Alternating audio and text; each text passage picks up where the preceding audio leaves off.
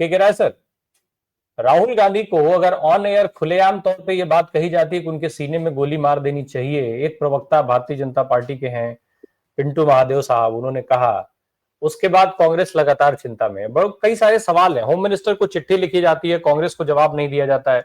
CRPF चिट्ठी लिखती है, वो चिट्ठी लीक हो जाती है। ऐसे में जो बात हो रही है, जो चर्चा हो रही है, जो सवाल पूछे जा रहे हैं, लोग कह रहे हैं कि भाई आज कांग्रेस पार्टी साफ तौर पर यह कह रही, कांग्रेस ने बड़ा आरोप लगाया है इस सरकार पर, देश की सरकार पर, कि देश की जो सरकार है, यानी भारतीय जनता पार्टी की सरकार, नरेंद्र मोदी की सरकार, क्योंकि भाजपा की सरकार तो कहती नहीं है, वो भी यही कहती है कि मोदी सरकार। तो आज मोदी सरकार जो है वो केवल विपक्ष की आवाज दबाने की कोशिश हो रही है, नेता की, विपक्ष के नेता की को उनको चुप कराने की साजिश रची जा रही है। ये आरोप कांग्रेस पार्टी लगा रही है। और इस आरोप पर भी क्या देश के लोगों को सरकार से जवाब नहीं मांगना चाहिए? ऐसे गंभीर मुद्दे पर, गंभीर आरोप पर क्या सरकार को चुप्पी नहीं तोड़ना चाहिए? क्या कह रहा है सर? राय साहब, ये पिंटू महादेव कट्टे के जिस कारखाने में पैदा हुआ है, उसमें यह बात करने में हमें आपको बहुत आश्चर्य नहीं होना चाहिए, क्योंकि इस देश का पहला आतंकवादी जिसने महात्मा की हत्या की थी, वह इन्हीं के पार्टी का सदस्य था।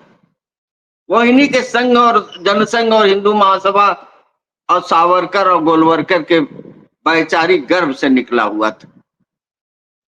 और उसने ये दर्शन स्थापित किया था कि जिनको हम विचारों से नहीं हटा सकते, उनको जीवन से रास्ते पर हटाने की कोशिश की जानी चाहिए।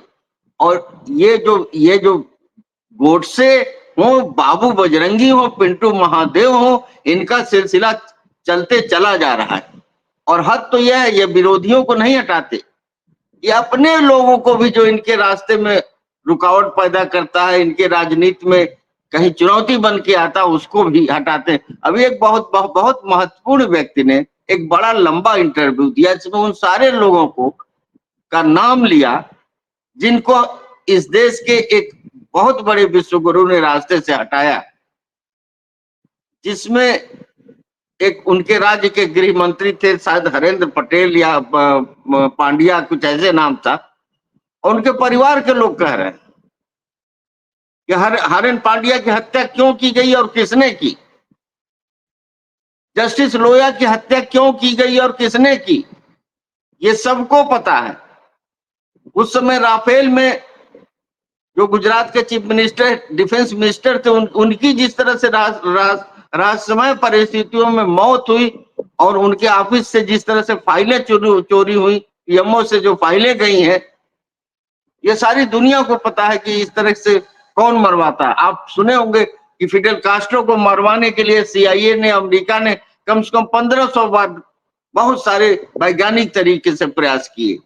तो ये लोग सीधे और सीधे इजराइल के मोसाद और उन एजेंसियों से जुड़े हैं जो विभिन्न तरीकों से लोगों को मारना जानते हैं। जस्टिस लोया का पूरी कहानी आपको समझ में आ जाए कि किस तरह से साइंटिफिक तरीके से मारना चाहते हैं।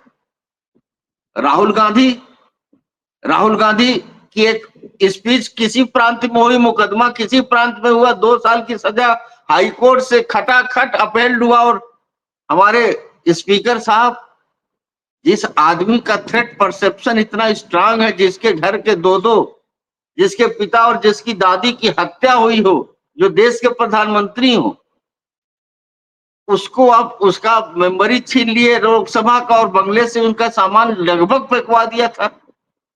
आपने कभी उनसे पूछा कि तुम एसपीजी की सुरक्षा में रहते हो या Z+ में रहते हो, तो तुम सड़क पर कैसे रहोगे? तुम्हारी सुरक्षा कौन करेगा? तुम बंगले में किस बंगले से निकलोगे, किस बंगले में सोने जाओगे? अपनी माँ के घर में शरण मिला उनको। सरकार ने उनके रहने के लिए कोई भी व्यवस्था नहीं किया। और यह क्या डेथ थ्रेट नहीं था? क्या अगर इस देश में लोग राहुल गांधी को निशाना पे लेना चाहते, तो जब राहुल गांधी को तुमने बेघर करके सड़क पर डाल दिया था, तो क्या उनको उनका जीवन बचाना कोई आसान काम रह गया था? इसके लिए जिम्मेदार कौन है? इस देश का गृह मंत्री, इस देश का प्रधानमंत्री जिम्मेदार है, लोकसभा का अध्यक्ष जिम्मेदार है, जो जिसने राहुल गांधी से को तब तक के लिए अल्टरनेटिव आवास की व्यवस्था नहीं की। और अभी आपने बताया ही कि ये टुच्चा सौरभ मालवी कैसे न सिर्फ चिट्ठी उनकी लेटर जो सीआरपीएफ का जारी किया, तुम कहते हो, तुम रोते हो, तुम राहुल गांधी पर आरोप लगाते हो कि बहुत गैर जिम्मेदार है, इन्होंने वोटर अधिकार यात्रा में बहुत ज्यादा रिस्क लिया। तुमको अगर जरा भी शर्म आती तो तुम एसपीजी का कवर इनसे हटाते क्या? राहुल गांधी जिसकी लोकप्रियता आज प्रधानमंत्री से बहुत ज्यादा हो गई है, जो दुनिया के यूनिवर्सिटीज में जाके स्पीच देता है, जो दुनिया के राष्ट्राध्यक्ष जितना प्रधानमंत्री से मिलना चाहते हैं उतना राहुल गांधी से मिलना चाहते हैं। है सर, मेंशन करिए इसको कि यूनिवर्सिटीज बुलाती हैं, व्याख्यान देने के लिए बुलाती हैं, राहुल गांधी को अपने आप नहीं जाते हैं। नहीं, तो वहां तो बिना बुलाए तो जाएंगे नहीं। हार्वर्ड में जाना है, ऑक्सफोर्ड में जाना है, कैम्ब्रिज में जाना, और वहां के सिर्फ छात्रों से नहीं, एकेडमिशियन से, फिलोसफर से, साइंटिस्ट से उनकी बातें होती। आपको याद होगा वो बातचीत या वो तस्वीरें जो नेहरू आइंस्टाइन की, उस श्रेणी के दिमागी पकड़ का आदमी राहुल गांधी है। तो राहुल गांधी को तुम खतरे में डालने का काम तो तुम्हारी सत्ता और तुम्हारी सरकार कर रही है। राहुल गांधी की सुरक्षा की चिंता होती तो आज राहुल गांधी एसपीजी में है। आज मामूली बलात्कारी के आरोपी तक को आपने एसपीजी दे दिया है। आप संघ प्रमुख को आपने पता नहीं 100 की 200 कमांडोज की सुरक्षा में उनको रखा हुआ है, और पता नहीं कितने चहेते वही प्लस पे चलते हैं। संघ प्रमुख जो एक एनजीओ के मुखिया हैं, प्रधानमंत्री ने खुद उसको एनजीओ कहा, एक एनजीओ के मुखिया को इस देश में जेड प्लस सुरक्षा श्रेणी की जरूरत क्यों है? क्यों आखिर एक एनजीओ का मुखिया जेड सुरक्षा में चलेगा? और ऐसे बहुत सारे एनजीओ हैं। एक दूसरा सर जी सर एक दूसरा एनजीओ का मुखिया जिसने गालवार के -40 डिग्री सेंटीग्रेड में रहने वाले सैनिकों के लिए जो सोलर कैंप बनाया, सोलर की, ताकि वो गर्मी में रह सके, उनको अब पाकिस्तानी बता के उनको जेल में रासुका लगा दे, उनको सुरक्षा नहीं चाहिए। सैनिकों के लिए जिसने अपने मतलब इनोवेटिव काम किया, सिंचाई के लिए जिसने बर्फ के पहाड़ इकट्ठे कर दिए, उसको वो भी कह रहे हो कि एनजीओ है और पाकिस्तान से पैसा लेता कनेक्शन है, और एक एनजीओ के मुखिया को आप जेड प्लस दे रहे हो। राहुल गांधी को भगवान भरोसे छोड़। सर मैं आ रहा हूँ लेकिन मैं देखिए, मैं ये एक लाइन बोलूंगा कि मेरा दिल कहता है, 150 करोड़ हिंदुस्तानियों का दिल कहता है, आप सबका दिल कहता है कि दुनिया में अभी वो गोली नहीं बनी है जिस पर राहुल गांधी लिखा है, या वो बच्चा पैदा नहीं हुआ है जिसके मन में राहुल गांधी से टकराने का इरादा है। राहुल गांधी क्या है? मैं आपके पास लौटता हूँ। ठीक है सर, से एक जरूरी सवाल मैं ले लूं। अभी ये एक दर्शक का भी कमेंट आया है इस पर, और जब बात हम इन सारी चीजों की कर रहे हैं, नियम कानून की कर रहे हैं, कि सर एक चीज समझाइए, क्या ये प्रकरण देश के लिहाज से अगर हम देखें तो इतना गंभीर नहीं है कि न्यायालय को इस पर स्वतः संज्ञान लेना चाहिए? एक दर्शक भी इस तरीके का सवाल कर रहे हैं।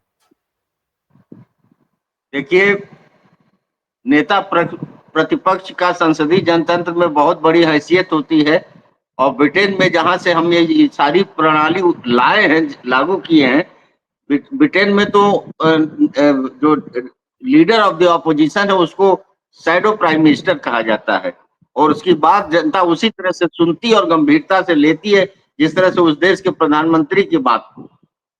भारत में नेता प्रतिपक्ष को बनाने की ही परंपरा नहीं है। पिछले 5 साल तक, 2012 से अब तक जो है, नेता प्रतिपक्ष का इन्होंने चुनाव, मनोनयन, चयन कुछ भी नहीं किया। कांग्रेस मुक्त भारत, विपक्ष मुक्त भारत, राजनीति मुक्त लोकतंत्र, इस तरह के संभावनाओं को ये तलाशते रहे। तो ये तो बहुत बड़ा ओहदा है, और इस ओहदे के साथ जितनी जिम्मेदारियां एक स्वतंत्र लोकतंत्र, एक संसदीय लोकतंत्र सांस लेती रहे, और तो उसके लिए जरूरी है कि विपक्ष का जो नेता है उसको बोलने की, घूमने की, हर जगह जाने की, देश और विदेश में आने जाने की छूट होनी चाहिए। उस छूट में ये सन्निहित है कि उसकी प्रॉपर सुरक्षा होनी चाहिए। न तो सुरक्षा में कमी होनी चाहिए, न उस व्यक्ति को अपनी सुरक्षा से खिलवाड़ करना चाहिए, न उसको सुरक्षा नियमों को खुद तोड़ने का कोई प्रयास करना चाहिए। जैसे राहुल गांधी जी के बारे में लोग कहते हैं कि जनता से मिलने के लिए कभी कभी वो सुरक्षा अपने दस्तों को संकट में डाल देते हैं, या वो को चिंताजनक स्थिति में छोड़ देते हैं, उसका भी ध्यान रखना चाहिए। और कोर्ट को तो बाकायदे, ये देखिए, थोड़ी सी संवेदनशीलता हमारे कोर्ट को दिखानी चाहिए। कोर्ट को लेकर बहुत सारे सवाल उठ रहे हैं। अब तो आज एक नया आ गया है कि जो हमारे चीफ जस्टिस ऑफ इंडिया, उनकी माताजी संघ का जो शतवार्षिक कार्यक्रम है उसकी अध्यक्षता करेंगी। तो इस तरह से कभी डायरेक्ट, कभी इनडायरेक्ट, कभी रिटायर्ड प्राइम मिनिस्टर को, कभी वर्तमान सीजीआई माता जी को, कभी सीजीआई के घर में गणेश पूजा के जरिए संदेश देते हैं कि क्या क्या हमारे उनके कितने मधुर रिश्ते।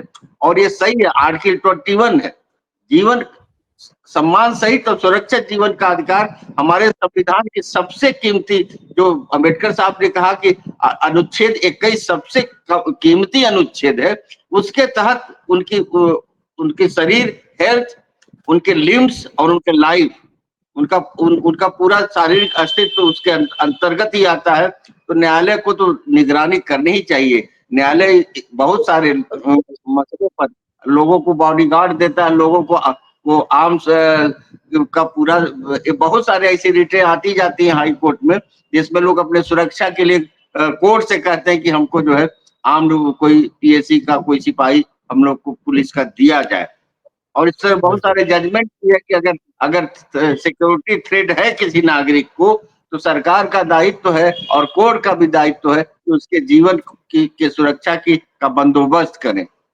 चाहे भले उस व्यक्ति से ही खर्चा, बहुत बार उस व्यक्ति से भी खर्चा लेने का कोर्ट आदेश करती है कि हम सरकारी पैसे पर आपका सुरक्षा नहीं दे सकते। तो ये बहुत वाजिब सवाल है, ये बहुत वाजिब सवाल है। और जिस भी मित्र ने पूछा है उसने वो बहुत उचित प्रश्न किया है। और इस पर न्यायालय को सोचना के लिए चाहिए कि सरकार बहुत गैर जिम्मेदार है।